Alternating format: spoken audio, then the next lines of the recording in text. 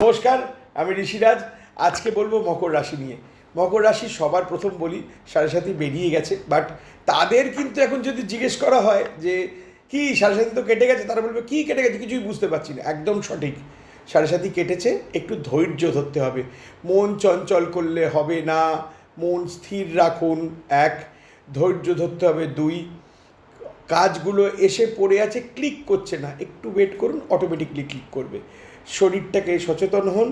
আমি সবাইকে বলছি, সব প্ল্যানেটের জন্য বলছি, এই প্ল্যানেটেও আলাদা বলবো না।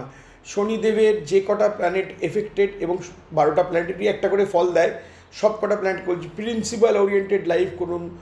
আর মকর রাশির জন্য স্পেশালি বলি, 2 নম্বরই কারবার বা শর্ট ওয়েতে টাকা রোজগার করার চেষ্টা করবেন না।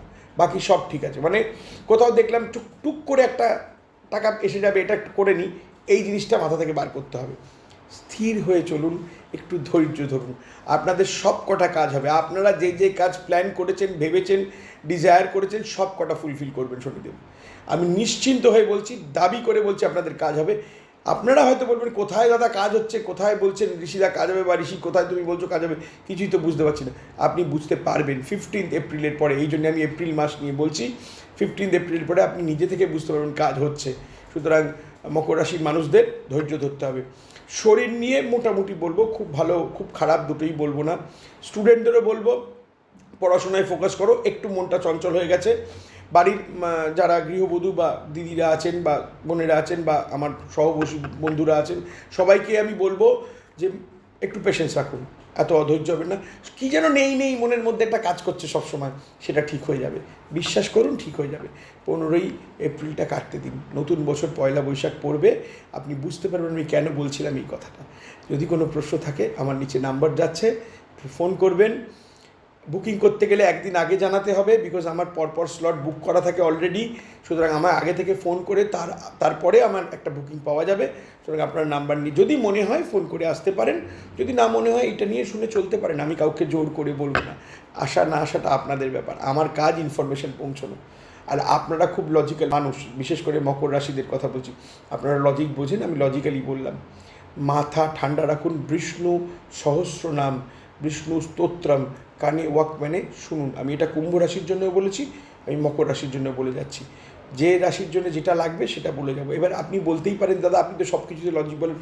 ঈশ্বরের নাম শোনাটা কোনো ইললজিক্যাল জিনিস নয়, ভালো জিনিস, শুনলে ভালো হয়। কেন বিষ্ণুজি বললাম?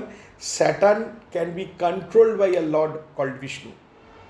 বিষ্ণুজির যদি স্তোত্রম পাঠ করেন, শনি অনেকটা কন্ট্রোল থাকে, বা মানসিক চঞ্চলতা বা মানসিক একটা ডিস্ট্রেস, এটা একটু কম্পোজ হবে, মনটাকে কম্পোজ করে দেয় মানসিকভাবে। আপনার একটা সেটেলমেন্ট কোথাও আপনি বুঝতে পারেন যে না, মনটা আমার অস্থির হচ্ছিল, সেটা একটু স্থির হবে। এই জন্য শুনতে বলেছি, এটা দিয়ে আলাদা করে কোনো কাজের বিরাট কিছু ভালো হবে না, বাট আপনার লাইফস্টাইলে একটা পরিবর্তন আসবে, এটা করে দেখুন। আর একটা জিনিস বলি, সেটা হচ্ছে যে যদি কারোর মনে হয় যে আমার সঙ্গে কন্ট্যাক্ট করবেন, ডেফিনেটলি ফোনে কন্ট্যাক্ট করে নেবেন। যদি মনে হয় না একটা মেসেজ করে কথা জিজ্ঞেস করবো, সেটা করতেই পারেন। আর সবথেকে বড় জিনিস হচ্ছে মাথা ঠান্ডা রেখে চলা। এই মুহূর্তে কোনো রকম হঠকারী সিদ্ধান্ত নেবেন না, কেমন?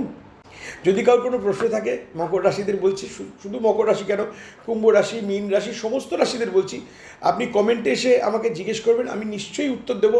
আমার সময় অনুযায়ী আমি করে আপনাদের জানাবো, হয়তো একটা দিন একটু লেট হতে পারে, বাট আপনি জানবেন আমি নিশ্চয়ই উত্তর দেবো। কমেন্টে এসে জানাবেন, কেমন? ভালো থাকবেন।